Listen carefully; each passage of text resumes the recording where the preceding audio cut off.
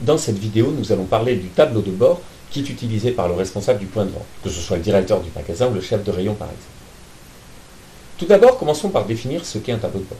Il s'agit du document qui permet de suivre les résultats commerciaux du rayon ou du magasin.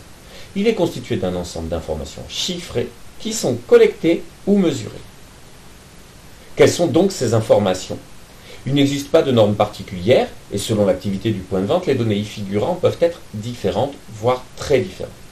On y trouve généralement les informations suivantes. Le chiffre d'affaires, le panier moyen, c'est-à-dire la somme dépensée en moyenne à chaque passage en caisse, la marge brute, le prix de vente moins le prix d'achat, la démarque, qui peut être connue ou inconnue, les stocks, les frais de personnel, etc. Ces informations peuvent être exprimées en valeur absolue, c'est-à-dire en euros, ou éventuellement en unités. Mais on peut également les exprimer en valeur relative, c'est-à-dire en pourcentage. Enfin, l'analyse de ces résultats va toujours se faire par comparaison.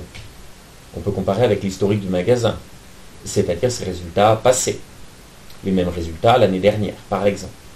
On peut aussi comparer avec d'autres magasins, les autres magasins du groupe, de préférence des magasins comparables et de même taille. Bien évidemment, on va comparer les résultats obtenus avec les objectifs que l'on s'était fixés pour le point de vente. L'analyse de ces données peut se faire soit sur une période longue, le mois, le trimestre ou l'année. Dans ce cas, on va dresser un bilan global de l'efficacité du point de vente.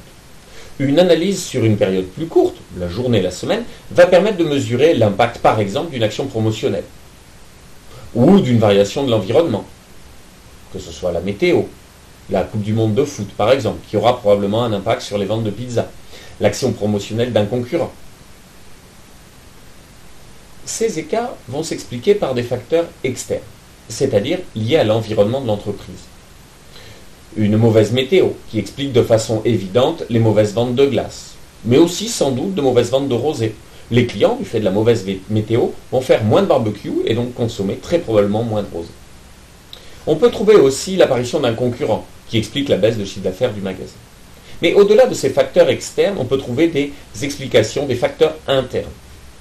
Des dysfonctionnements, une rupture de stock, des rayons mal rangés, qui font que les consommateurs achètent moins, une démarque plus importante, liée à une mauvaise gestion des stocks de produits périssables. Il peut s'agir aussi de choix qui ont des répercussions sur les résultats, par exemple la réimplantation d'un rayon qui va peut-être avoir comme effet une augmentation des ventes.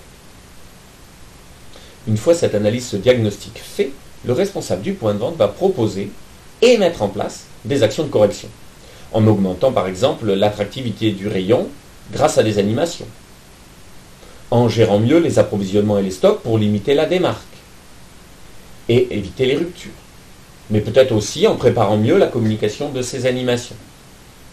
On le voit, l'analyse du tableau de bord est un outil indispensable pour piloter le point de vente, que ce soit sur le court terme ou sur le long terme.